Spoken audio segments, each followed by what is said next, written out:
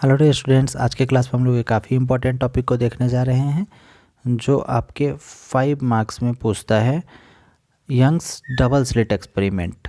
तो इसको समझने से पहले हम लोग को पहले थोड़ा सा कंस्ट्रक्टिव इंटरफेरेंस और डिस्ट्रक्टिव इंटरफेरेंस को जानना चाहिए। तो सबसे पहले हम लोग थोड़ा सा कंस्ट्रक्टिव इंटरफेरेंस को देखते हैं। हमारे पास मान लीजिए कि 2 लाइट सोर्स है और दोनों लाइट सोर्स से हमारा लाइट वेव निकल रहा है। इमेजिन कीजिए कि लाइट वेव कुछ इस तरह से जा रहा है। तो जो हमारा फर्स्ट वेव का क्रेस्ट और ट्रफ, जो ऊपर वाला पोर्शन है इसको क्रेस्ट कहते हैं हम लोग और नीचे वाले को हम लोग ट्रफ कहते हैं। तो क्रेस्ट और ट्रफ जो है, या फिर दूसरे शब्दों में अगर हम लोग कहना चाहें तो वेवलेंथ और फ्रीक्वेंसी और फेज डिफरेंस तीनों हमारा सेम रहना चाहिए, मतलब इस तरह का कुछ रहना चाहिए। तो इस कंडीशन को हम लोग कहेंगे कंस्ट्रक्टिव इंटरफेरेंस। और दूसरा कंडीशन हमारा डिस्ट्रक्टिव क्या हो जाएगा, ऊपर वाले को अब छोड़ दीजिए। अब डिस्ट्रक्टिव हमारा क्या हो जाएगा, वेवलेंथ हमारा सेम रहेगा, बस ये इन्वर्स हो जाएगा, मतलब जो हमारा फेज डिफरेंस है ये चेंज हो जाएगा। मतलब इस कंडीशन में हमारा ये जो हमारा बन रहा है इंटरफेरेंस, इसको हम लोग बोलेंगे डिस्ट्रक्टिव इंटरफेरेंस। ठीक, तो जो हमारा कंस्ट्रक्टिव इंटरफेरेंस है, कंस्ट्रक्टिव इंटरफेरेंस का हमारा फ्रीक्वेंसी हाई हो जाएगा और वेवलेंथ भी इंक्रीज़ हो जाएगा। मतलब इसका जो इंटेंसिटी है ओवरऑल वो इंटेंसिटी बढ़ जाएगा और डिस्ट्रक्टिव का इंटेंसिटी घटा हुआ रहेगा।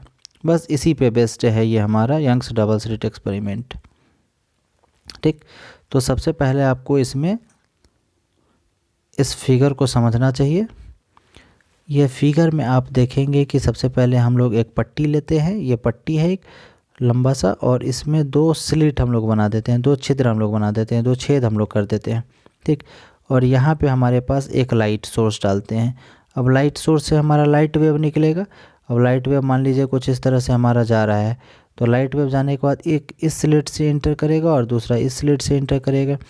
दोनों स्लिट से इंटर करने के बाद ये यहाँ पे वेव फॉर्म जो है इस तरह से बनाएगा, इसका वेव फॉर्म आ रहा है, इसका वेव फॉर्म आ रहा है, इस तरह से कंटिन्यूसली इस पोर्शन से वेव फॉर्म जाएगा S1 स्लिट से। फिर इसी तरह से हमारा S2 स्लिट से भी वेव फॉर्म जाएगा, इस तरह से मान लीजिए इस तरह से हमारा वेव फॉर्म जा रहा है कंटिन्यूसली, दोनों स्लिट से हमारा वेव फॉर्म जा रहा है। अब इसमें क्या होगा कि बहुत सारे ऐसे वेव मिलेंगे, दोनों स्लिट को कंबाइन करने पर, दोनों स्लिट से जो हमारा रे जा रहा है इसको कंबाइन करने पे हमारा बहुत सारा ऐसा रे होगा जो कंस्ट्रक्टिव इंटरफेरेंस जैसा होगा। मतलब उसका फेज डिफरेंस सेम होगा, वेवलेंथ सेम होगा, फ्रीक्वेंसी सेम होगा, सब कुछ सेम होगा। और बहुत सारा ऐसा होगा जो इसका अपोजिट होगा। तो कंस्ट्रक्टिव और डिस्ट्रक्टिव दोनों तरह का हमारा यहाँ पे कंस्ट्रक्शन आपको दिखेगा। तो जैसे मान लीजिए यहाँ पर B1 है, D1 है, तो यहाँ पर हम लोग कंसिडर कर रहे हैं कि B1 है वो हमारा कुछ मान लीजिए कंस्ट्रक्टिव इंटरफेरेंस है, मतलब यहाँ जो हमारा वेव आ रहा है वो दोनों का फेज डिफरेंस, वेवलेंथ सब कुछ अच्छे से मैच कर रहा है। और जो डिस्ट्रक्टिव है उसमें उसका अपोजिट है, जस्ट अपोजिट है। तो कंस्ट्रक्टिव इंटरफेरेंस में जो हमारा इमेजिन कीजिए कि यहाँ पे आप कुछ एक पर्दा जैसा कुछ मान लीजिए डाल दे रहे हैं, या फिर आप कुछ पेपर वगैरह कुछ भी डाल दे रहे हैं जिस पे हमारा इमेज फॉर्मेशन टाइप का चीज़ हो रहा है। तो जब हमारा कंस्ट्रक्टिव इंटरफेरेंस बन रहा है, कंस्ट्रक्टिव इंटरफेरेंस के कारण जो हमारा यहाँ पे स्पॉट दिखेगा वो ब्राइट दिखेगा, जिसको हम लोग B1 दे रहे हैं नाम, कुछ आप कुछ अलग भी दे सकते हैं, B1 मतलब ब्राइट। और यहाँ पे मान लीजिए कुछ D1 है, मतलब यहाँ पे हमारा कुछ डार्क दिख रहा है। फिर मान लीजिए हमारा ब्राइट दिख रहा है कंस्ट्रक्टिव इंटरफेरेंस के कारण, फिर हमारा डिस्ट्रक्टिव इंटरफेरेंस के कारण डार्क दिख रहा है, फिर हमारा कंस्ट्रक्टिव इंटरफेरेंस के कारण ब्राइट दिख रहा है। तो इस तरह के बहुत सारे स्पॉट आपको यहाँ पर दिख सकते हैं because of constructive and destructive interference. तो कंस्ट्रक्टिव और डिस्ट्रक्टिव इंटरफेरेंस के कारण ही हमारा यंग्स डबल स्लिट वर्क करता है। तो इसमें लिखी हुई बातों को चलिए फटाक से पढ़ देता हूँ मैं, आप समझिए इसको ध्यान से। Consider a light source which gives the light of particular frequency which crosses the two slits S1 and S2। मान लीजिए कि हमारे पास एक लाइट सोर्स है जो लाइट देता है एक पर्टिकुलर फ्रीक्वेंसी का, जो S1 और S2 दोनों से क्रॉस करता है। फिर now due to Huygens principle both the source of light behaves as new light source. अब जो हमारा हाइजेंस प्रिंसिपल के अकॉर्डिंग हम लोग देखें अगर, तो जो हमारा दोनों लाइट सोर्स है ये एक नया लाइट सोर्स जैसा बिहेव करता है, विच आर मोनोक्रोमेटिक। और जो लाइट इससे क्रॉस कर रहा है, जो लाइट इससे प्रोड्यूस हो रहा है वो मोनोक्रोमेटिक है। ठीक, मोनोक्रोमेटिक कहने का मतलब लास्ट क्लास में मैंने बताया था, मोनोक्रोमेटिक का मतलब होता है जिसका वेवलेंथ, फ्रीक्वेंसी और ये सब ये सारी क्वालिटीज़ जो है वो बहुत नैरो होती है। तो यहाँ जो हमारा मेन लाइट सोर्स है इसके कारण जो हमारा यहाँ पे और यहाँ पे दो जगहों पे हम लोग देख रहे हैं कि वेव के कारण यहाँ पे S1 और S2 पे हमारा वेव यहाँ पे क्रिएट हो रहा है। तो हम हाइजेंस प्रिंसिपल के अकॉर्डिंग, हाइजेंस प्रिंसिपल के लॉ के अकॉर्डिंग हम लोग जानते हैं कि यहाँ पे और यहाँ पे दोनों प्लेस पे ये एक नया लाइट सोर्स जैसा बिहेव करेगा और ये जो लाइट सोर्स है वो हमारा मोनोक्रोमेटिक रहेगा। The wave coming out from the both sides combine together to give the interference of light. अब ये जो हमारा यहाँ से S1 और S2 दोनों से जो हमारा वेव आ रहा है, लाइट का वेव आ रहा है, वो दोनों आपस में कंबाइन होता है और दोनों आपस में कंबाइन होकर क्या देता है, कंस्ट्रक्टिव इंटरफेरेंस ऑफ लाइट, मतलब इंटरफेरेंस ऑफ लाइट देता है। Hair two types of situation comes out. यहाँ पे जो हमारा दोनों कंबाइन होगा तो कंबाइन होने के बाद हमारा दो तरह का सिचुएशन देगा, एक ऐसा और एक ऐसा। देखते हैं बारी बारी से। When the crest of first wave combine with crest of another wave and trough of one wave combine with trough of another wave। मतलब जो ऊपर वाला पोर्शन को हम लोग क्रस्ट बोले और नीचे वाला को ट्रफ।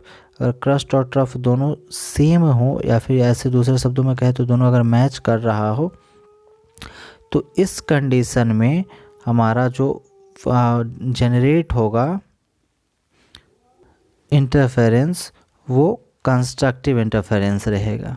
ठीक, उसको हम लोग देखते हैं। In this situation amplitude will increase. इस कंडीशन में जब हमारा दोनों क्रस्ट और ट्रफ दोनों आपस में मैच करेगा तो इस कंडीशन में हमारा क्या होगा, एम्पलीट्यूड इंक्रीज करेगा।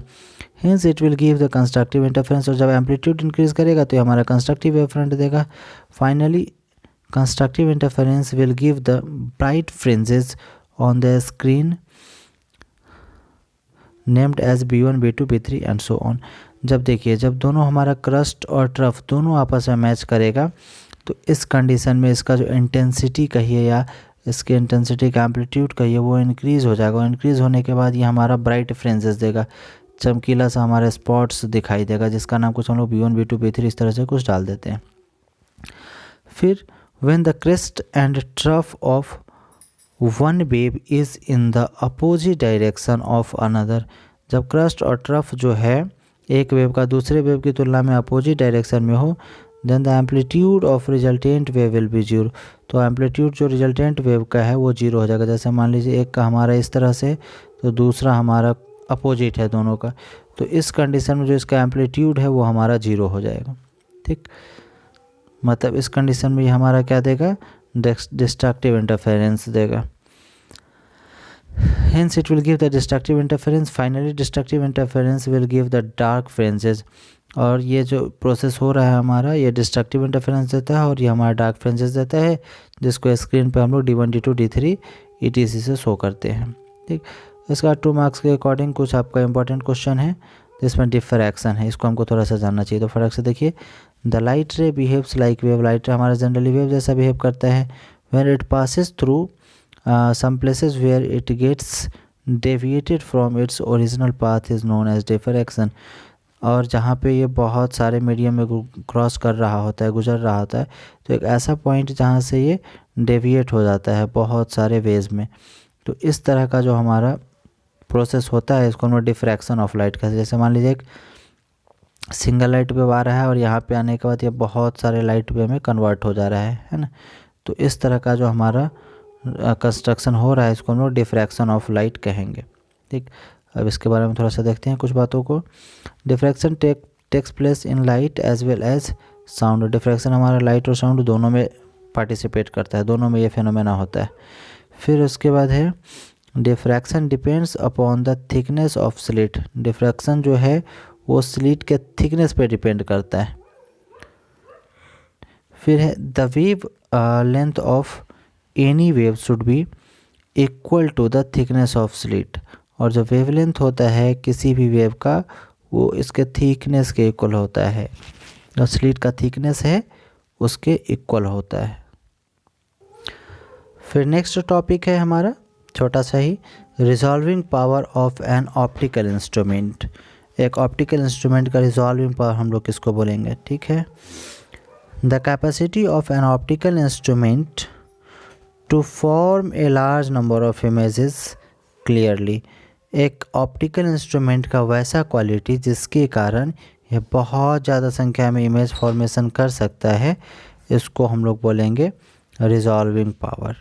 फिर पोलराइजेशन आपका एक इम्पॉर्टेंट टॉपिक है 2 मार्क्स के लिए। पोलराइजेशन कई बार पूछा है आपके एग्ज़ाम में, तो इसको थोड़ा अच्छे से देख लेंगे। The light coming out from any light source has the different direction of its waves. जो हमारा लाइट आ रहा है किसी भी लाइट सोर्स से, इसके लाइट वेव का जो है बहुत सारा डायरेक्शन होता है। जैसे आप मान लीजिए यहाँ पे एक लाइट है, तो इसके लाइट वेव का क्या है, ऑल डायरेक्शंस में ये मूव कर रहा है। चलिए नेक्स्ट पेज में। फिर इसी से रिलेटेड एक पॉइंट है, when the light wave of different directions falls on a polarised glass. अगर बहुत जो लाइट है वो बहुत सारा डिफरेंट डायरेक्शन पे अगर आ रहा है एक पोलराइज्ड ग्लास पे, the wave of different directions gets absorbed by the polarised glass. तो जो डिफरेंट टाइप्स ऑफ वेव आ रहा होता है पोलराइज्ड ग्लास पे, वो क्या होता है, एब्जॉर्ब हो जाता है उस ग्लास के द्वारा। While some of the light waves is effective. जबकि कुछ ही लाइट वेव जो है उसका इफेक्टिव रहता है, नहीं तो most of the light wave क्या होता है, वो एब्जॉर्ब कर लेता है। The intensity of polarised wave is less than the original. जो पोलराइज्ड वेव का इंटेंसिटी होता है वो ओरिजिनल से लेस होता है।